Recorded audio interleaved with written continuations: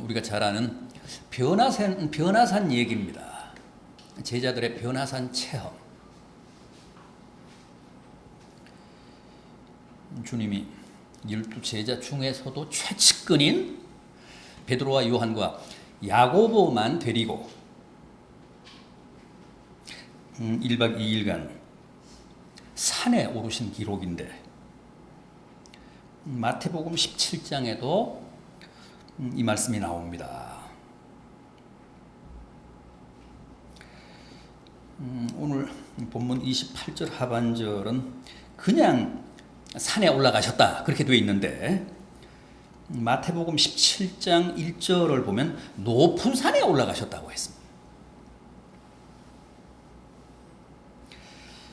그렇다면 당시 주님이 베드로, 요한, 야고보를 데리고, 트리오를 데리고 그 올라가셨다는 산, 높은 산은 어떤 산일까요? 어떤 산이었을까요? 소위 우리가 변화산이라고 하는 그 산. 오늘 본문 28절 상반절 보십시오. 이 말씀을 하신 후 8일쯤 되어 그랬습니다. 이것은 주님이 그 높은 산에 올라가신 그 시점을 말씀하는, 밝히는 대목인데, 이 말씀을 하신 후란 그 앞에 18절 이하를 보면 베드로의 신앙 고백 얘기가 나오죠. 마태복음 16장을 보면 더 이제 상세하게 나오는데, 주님이 세상 사람들이 나를 누구라고 하더냐 제자들에게 그렇게 묻잖아요. 그러니까 어떤 사람들은 주님을 엘리야라고 하고, 또 어떤 사람들은 주님을 세례 요한이라고 합니다. 죽은 세례 요한이 다시 환생했다고 합니다. 그러니까 주님이 재차 제자들에게 물으십니다. 그러면 너희들은 나를 어떻게 생각하느냐? 너희는 나를 누구라고 생각하느냐? 그러니까 대뜸 베드로가 저 위대한 신앙 고백을 하잖아요.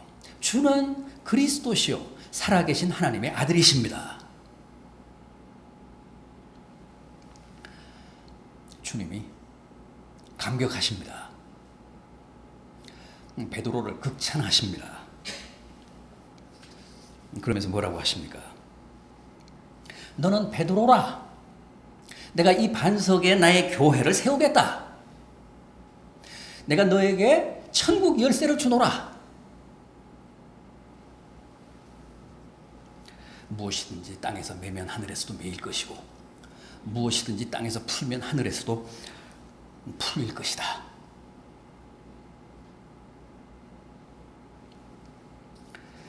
이 대목에서 가톨릭과 우리 개신교가 갈리잖아요. 이 말씀에 대한 해석이, 이 말씀에 대한 이해가 가톨릭과 우리 개신교의 분기점입니다.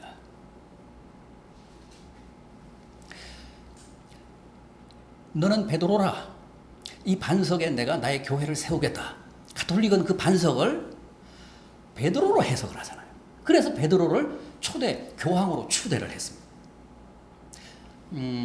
며칠 전에 방한한 프란치스코 교황이 266대 교황입니다. 제1대 베드로로부터 시작을 해서 이제 266대까지 온 겁니다. 베드로, 주님이 말씀하신 그 반석을 베드로로 이해를 하시고, 베드로 위에 나의 교회를 세우겠다. 그렇게 해서 베드로를 제1대 초대 교황으로 추대하고, 그 정통성을 이제 이어온 분들이 교황이신데, 이 프란치스코 교황은 266대입니다. 우리는요, 우리 개신교는 그 대목을 어떻게 해석한다고요?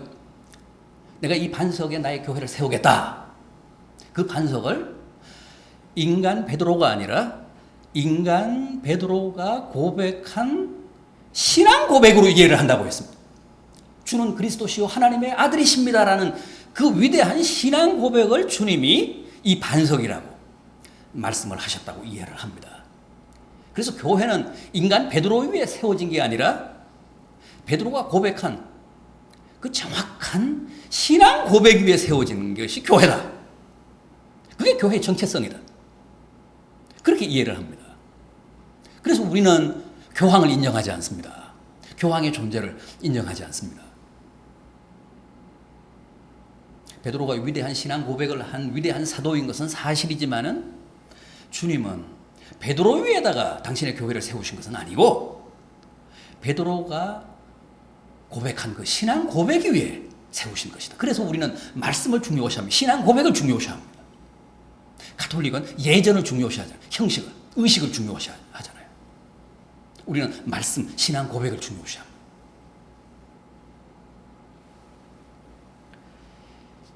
어쨌든 오늘 본문 28절에서 이 말씀을 하신 후 8일쯤 되어, 이 말씀이라고 하는 것은 이제 베드로의 신앙 고백과 관련해서 주님이 뭐 칭찬도 하시고 내가 이 반석 위에 교회를 세우겠다 이제 그렇게 말씀을 하신 그 시점으로부터 8일이 지나서 변화산에 오르셨다 그런 뜻입니다. 자, 그러면 추론이 가능해집니다. 베드로가 그렇게 신앙 고백을 한 곳이 어디입니까? 마태복음 16장 1절을 보면 가이사랴 빌립보 지방이라고 했습니다. 가이사랴 빌립보 지방을 여행을 하시다가 주님이 제자들에게 너희는 나를 누구라고 하느냐 그렇게 질문을 하셨고 베드로가 냉큼 주는 그리스도시요 살아계신 하나님의 아들이십니다라는 위대한 신앙을 고백을 했습니다.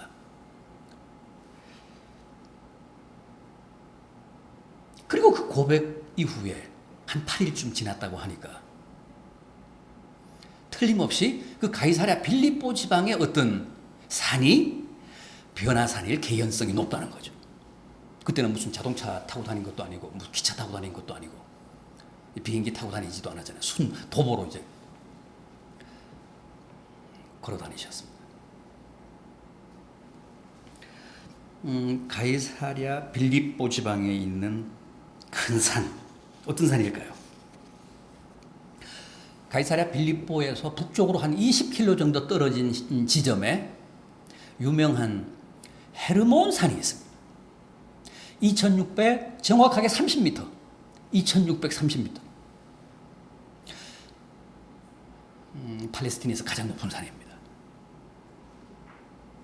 항상 그 산 꼭대기에 만년설이 덮여 있습니다.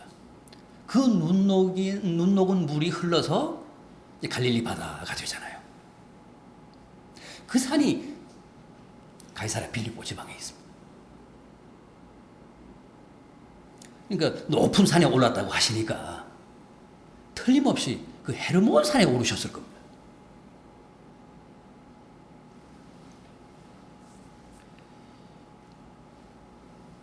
왜 오르셨을까요, 산에?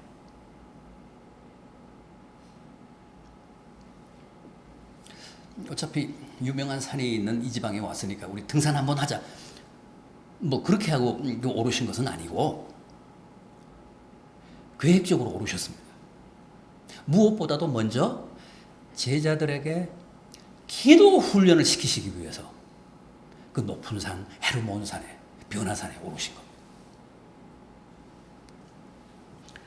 28절 하반절 보십시오.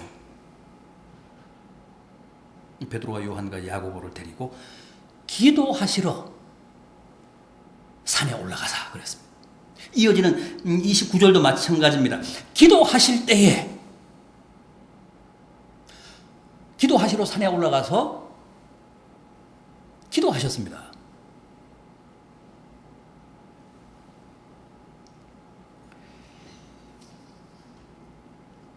여러분, 주님은 복음서를 보면 평소에도 자주 산을 찾아가서 기도하셨습니다. 예루살렘에서 가까운 감람산은 거의 습관적으로 오르셨습니다. 아니 마지막에도 감람산에서 기도하시다가 잡혀가셨잖아요. 그래서 십자가 지셨잖아요. 주님은 산기도를 참 많이 하셨습니다.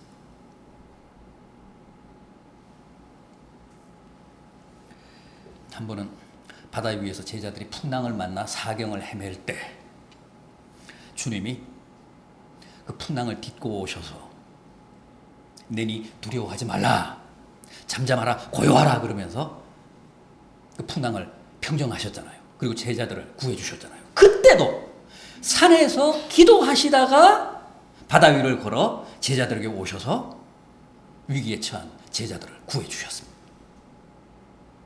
툭하면 산에 가셨습니다. 밤에도 새벽에도 광야나 산으로 나가셔서 기도하셨습니다.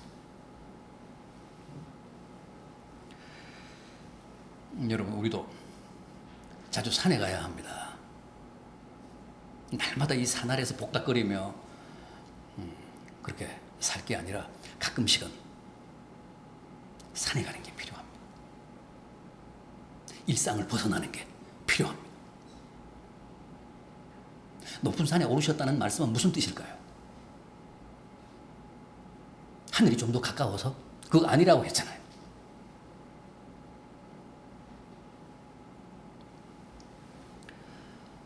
때 묻은 일상을 벗어나서 좀 더 구별된 장소에서 주님께 집중하자는 겁니다. 그래서 주님은 골방에 들어가 문을 닫고 기도해라 그러셨습니다. 골방도 높은 산입니다. 인적이 없는 광야도 높은 산입니다. 그런 기도의 처소가 필요하다는 거예요. 세상 너무 분주하잖아요. 집중이 안 되잖아요. 바삐 살다가 여러분 교회 와서 눈 감아봤자 앞에 주님의 아름다운 그런 성스러운 모습이 아니라 온갖 영상이 다 스쳐 지나가잖아요. 그래서 기도가 잘 안 되잖아요.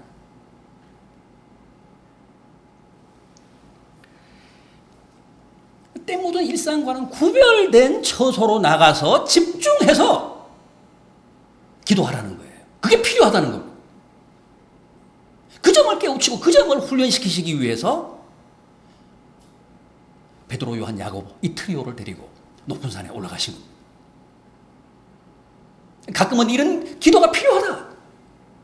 이런 높은 산에 올라갈 이유가 있다.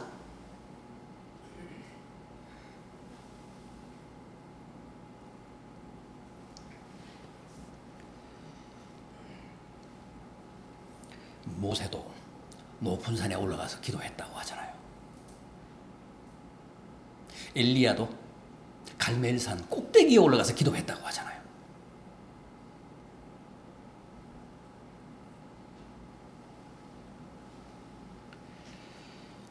우리도 그럴 필요가 있습니다.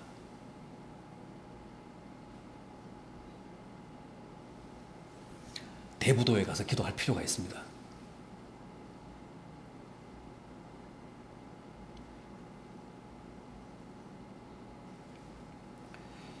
그래야 우리의 이 지친 영혼이 좀 정화가 됩니다.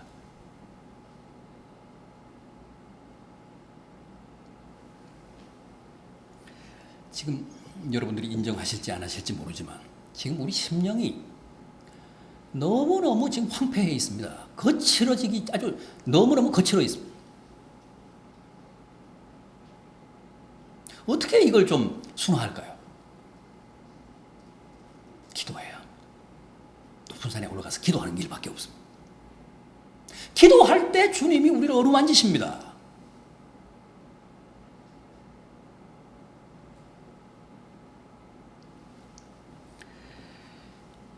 우리 지금 다 영적으로 영역이 다 소진됐잖아요. 아직도 뭐 올해 몇 달 남았는데 어떻게 살아가실 겁니까? 극도로 지금 지쳐있고 보면 압니다. 싱싱한 사람들이 없어요.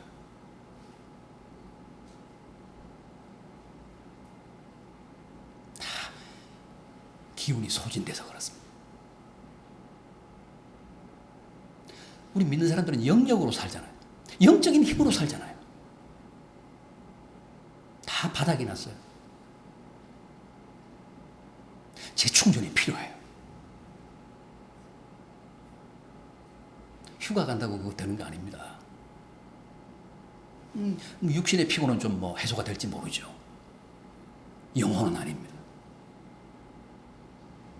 영적인 게 충전이 돼야 돼요. 기도해야 돼요. 높은 산에 올라가서 기도해야 돼요. 대부도 꼭 갑시다.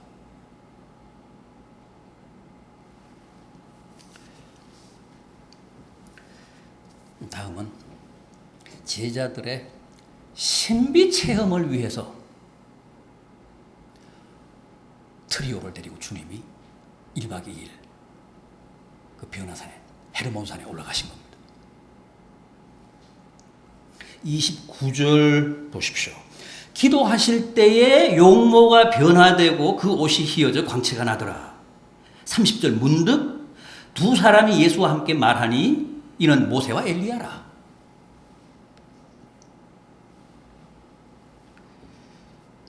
제자들은 그 산상에서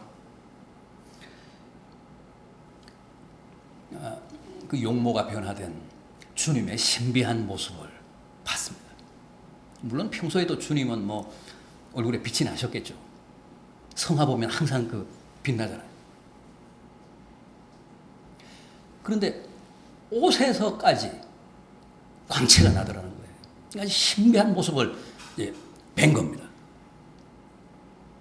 그럴 뿐만 아니라 구약을 대표하는, 구약 시대를 대표하는 두 사람까지 만납니다.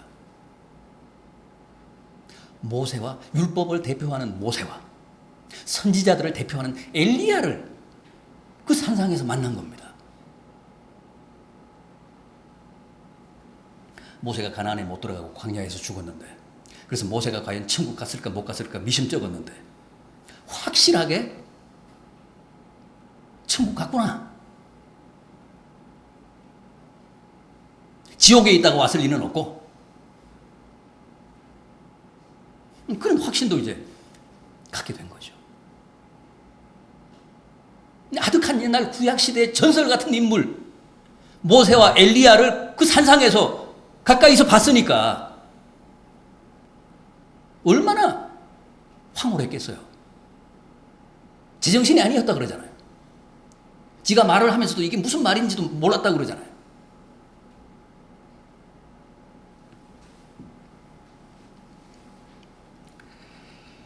따라서 그 사건은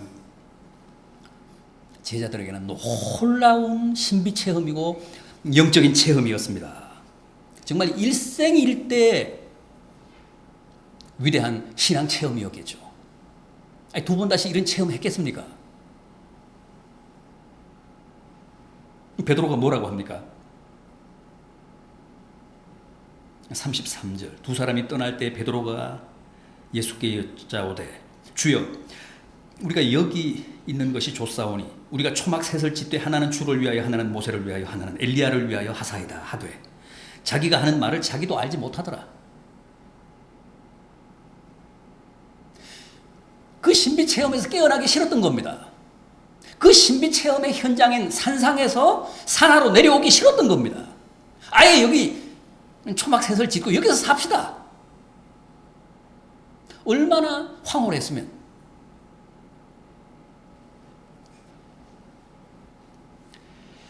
여러분, 신앙 세계에는 신비 체험이라는 게 있습니다. 초자연적인 신령한 체험이 분명히 존재합니다. 신앙에는 형이상학의 세계가 있습니다. 우리가 이성으로 뭐 상식으로 잘 납득이 안 되는 그런 초자연적인 세계가 있습니다.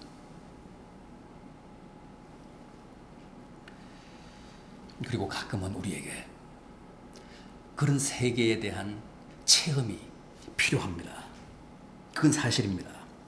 주님도 그 사실을 인정하셨기 때문에 자기 측근의 제자들을 데리고 변화산에 올라가서 제자들로 하여금 그 신비 체험을 경험하게 하신 겁니다.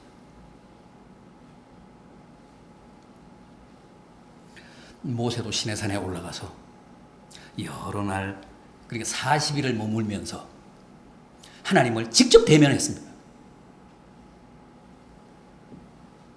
그리고 산 아래로 내려왔는데 그 얼굴에 너무 광채가 강렬해서 사람들이 감히 범접을 못했다고 하잖아요.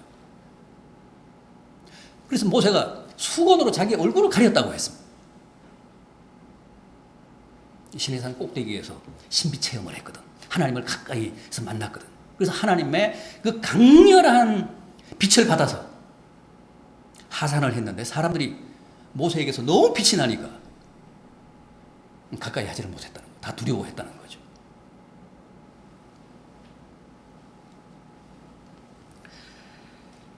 아무튼 신비 체험은 때로 필요하고 또 오늘 우리들의 신앙에 깊이를 더하는 게 사실입니다.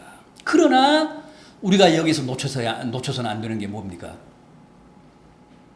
주님은 분명 제자들에게 자신의 변화된 용모도 보이셨고 모세 엘리야와 산상 회담하시는 모습도 보이면서 제자들로 하여금 그 영적인 신비 체험을 하게 하셨습니다. 그러나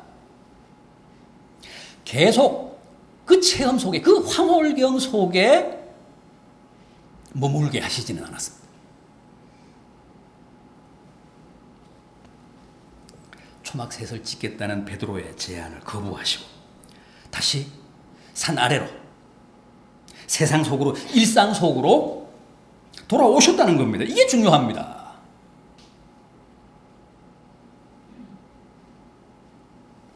우리는 어떤 신비 체험을 하면 그냥 거기 눌러 앉으려고 그러죠. 그게 우리의 한계입니다. 우리는 그냥 서둘러서 간판부터 겁니다. 무슨 기도원 그래서 그걸 막 팔아먹기 시작합니다.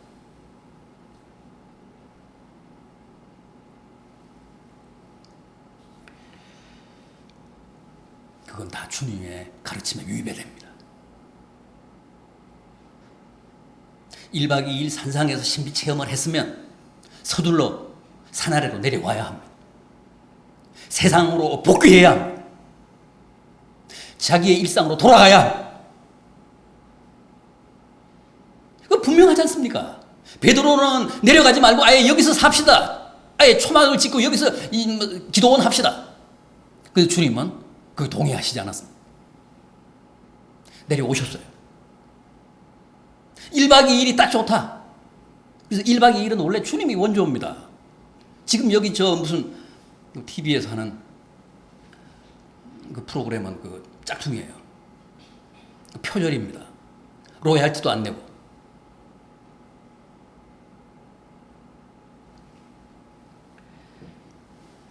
심지어는 주님이 오늘 너희가 체험한 것, 너희가 본 것 발설하지 말아라. 그렇게까지 단속하십니다. 우리는 막 그걸 그냥 부풀려가지고 거짓말 보태서 선전해대며 장사하잖아요. 그런 짓 하지 말아라.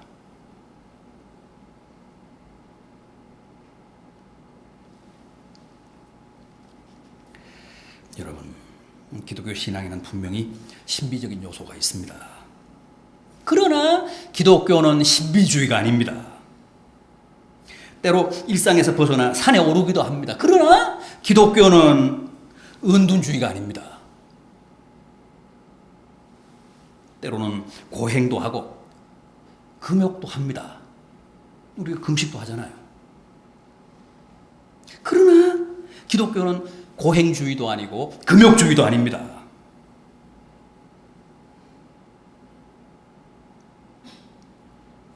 좀 유치한 얘기지만 가톨릭의 신부와 개신교의 목사 어느 쪽이 더 종교적이고 어느 쪽이 더 영성이 깊을 것 같습니까? 여러분들은 당연히 아마 신부가 더 믿음이 깊고 영성이 더 훌륭할 거라고 생각을 하실 겁니다. 저도 조금은 그렇게 생각합니다만. 그러나 꼭 그렇지만은 않을 수도 있습니다.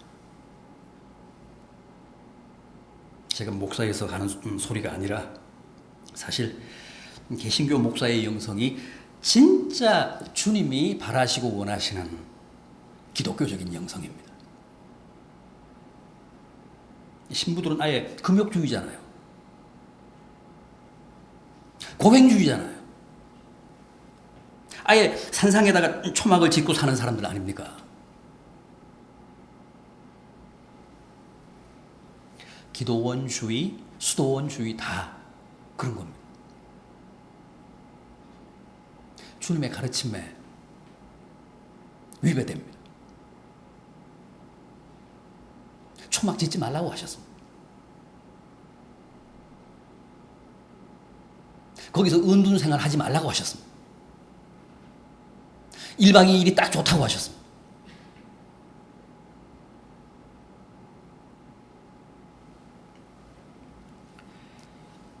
늘 신비체험 속에서 늘 산상에서 사는 사람들 주님은 원치 않으셨습니다. 주님이 원하시고 바라시는 진정한 영성은 그런 게 아닙니다. 산에 올라서 기도하고 신비체험했으면 여기가 좋사오니 하며 그냥 그 신비체험 속에서 산상에서 은둔 생활을 할 게 아니라 다시 산하로, 다시 세상 속으로, 일상 속으로 들어가라는 겁니다. 복귀하라는 겁니다. 주님은 그걸 원하셨습니다. 가끔 금욕하고 가끔 고행하며 신비체험을 했으면 다시 자기 본연의 삶의 현장으로 가라는 거예요.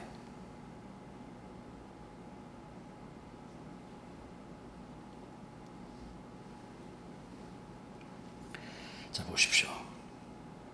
베드로가 여기서 삽시다. 여기가 좋습니다. 여기 기도원 짓겠습니다. 그랬음에도 불구하고 주님이 그걸 거절하시고 산 아래로 내려오셨습니다. 산 아래에는 어떤 일이 벌어지고 있었습니까? 어떤 귀신 들린 아이 하나를 붙잡고 제자들이 씨름하고 있었습니다. 이 누가복음 9장 40절 보십시오. 오늘 본문은 36절까지 제가 소개를 해드렸습니다만 그 아래 40절 말씀. 당신의 제자들에게 내쫓아 주기를 구하였으나 그들이 능히 하지 못하더이다. 이게 지금 산 아래 상황입니다. 주님이 그 아들을 내게로 데려오라. 그래서 주님 앞에 데리고 왔더니 주님이 그 귀신 들린 아이를 고쳐주셨다고 했습니다. 42절 이하 보십시오. 42절 이하. 올 때에 귀신이 그를 거꾸로 뜨리고 심한 경련을 일으키게 하는지라 예수께서 더러운 귀신을 꾸짖으시고 아이를 낫게 하사 그 아버지에게 도로 주시니 사람들이 다 하나님의 위엄에 놀라니라.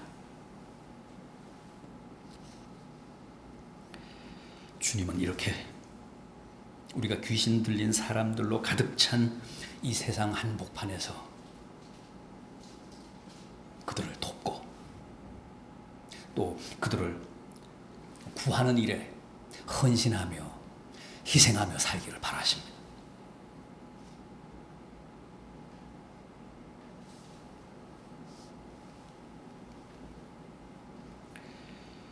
결코 자기만의 신비세계에 갇혀서 자기만의 기쁨과 감격을 누리며 살기를 바라시지 않으십니다.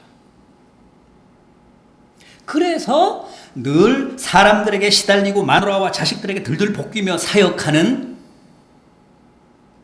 개신교 목사들이 실은 더 믿음이 좋다는 거예요. 더 세다는 겁니다. 영성이 더 깊다는 겁니다.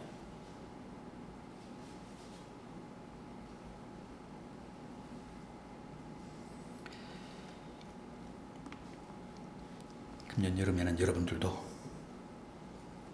기도하시다가 제자들처럼 꼭 이런 영성체험, 신비체험을 하게 되시기를 기대해 마지 않습니다.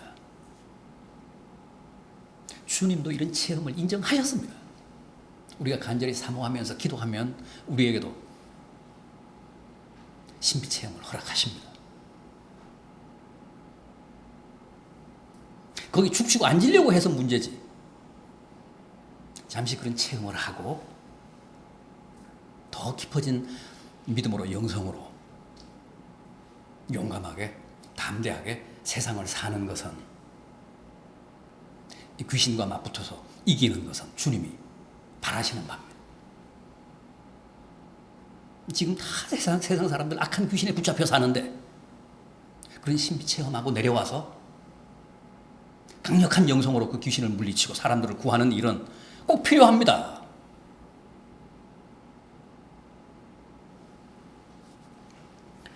마지막으로 주님은 말씀 훈련을 위해 제자들을 데리시고 높은 산에 오셨습니다. 35절 보십시오. 구름 속에서 소리가 나서 이르되 이는 나의 아들 곧 택함을 받은 자니 너희는 그의 말을 들으라. 하늘에서 이런 하나님의 생생한 육성이 들린 겁니다. 그걸 제자들이 그 산상에서 들었습니다. 마태복음 17장 5절도 보면 구름 속에서 소리가 나서 이르되 이는 내 사랑하는 아들이요 내 기뻐하는 자니 너희는 그의 말을 들으라. 그런 하나님의 음성을 그 산상에서 제자들이 들었다는 거예요.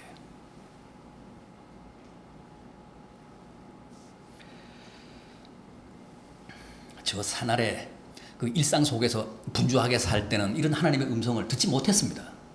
그런데 높은 산에 올라가니까 이런 하나님의 음성이 들리더라는 거죠.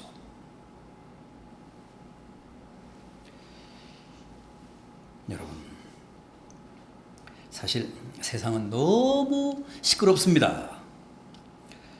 너무 소란하고 어지럽습니다. 너무 잡소리가 많습니다. 성령이나 하나님은 부단히 우리에게 말씀하시지만 우리가 이 세상에 살면서 제대로 하나님의 음성을 듣지를 못합니다. 조용한 산 위로 올라가야 돼요. 대부도로 가야 됩니다. 파도 소리뿐만 아니라 하나님의 음성을 들을 수 있습니다.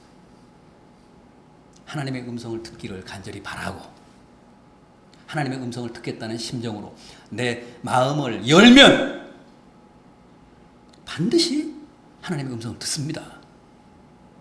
하나님의 음성은 이 우주에 가득 차 있습니다. 우리가 태세가 안 돼 있어서 그렇지. 귀가 있어도 정말 우리는 들을 줄 몰라서 그렇지. 하나님의 음성을 간절히 바라면, 사모하면, 듣겠다는 의지로 마음문을 활짝 열면 생생한 하나님의 육성이, 주님의 육성이 우리 귀에도 들립니다.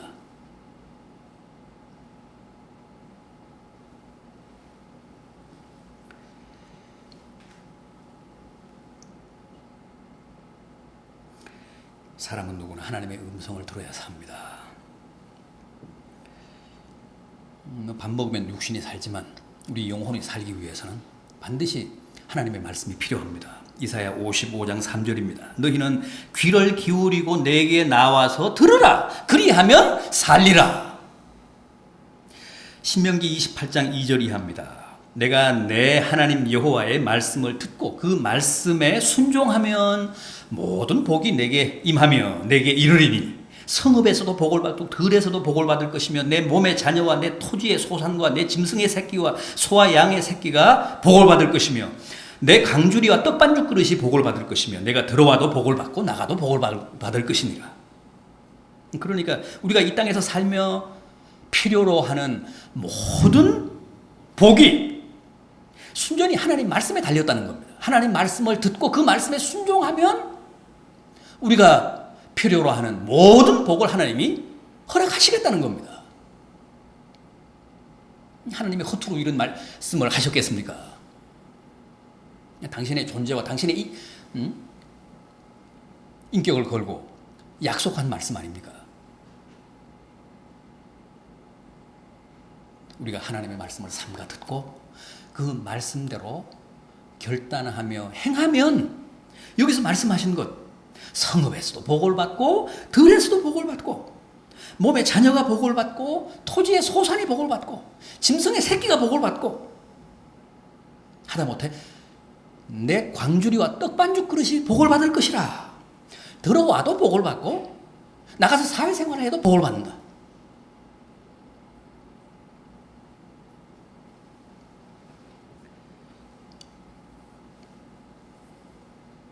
신명기 28장 7절 이하입니다. 여호와께서 너를 대적하기 위해 일어난 적군들을 내 앞에서 패하게 하시니라. 그들이 한 길로 너를 치러 들어왔다가 내 앞에서 7길로 도망하리라. 여호와께서 명령하사 내 창고와 내 손으로 하는 모든 일에 복을 주실 것이니 이는 내가 내 하나님 여호와의 말씀을 듣고 지켜 그 길로 행할 것임이니라. 우리가 하나님의 말씀을 듣고 그 말씀을 지켜 행하면 나를 해치러 왔던 적들이 한 길로 왔다가 혼비백산에서 7길로 도망간다고 합니다. 그리고 내 손으로 하는 모든 일들, 내가 뜻하고 계획하는 범사가 다 복될 것이라고 하셨습니다. 여러분, 문제는 말씀입니다. 말씀을 듣고 말씀에 순종하며 살아야 복받습니다. 금주 22일, 23일 1박 2일의 신앙 수련회는 이를테면 말씀의 축제입니다. 우리 거기 가서 낮잠 자러 가는 게 아닙니다. 첫날은 무슨 저 심리 해소욕장도 가겠지만 해소욕하러 가는 거 아닙니다. 말씀의 축제를 벌이기 위해서.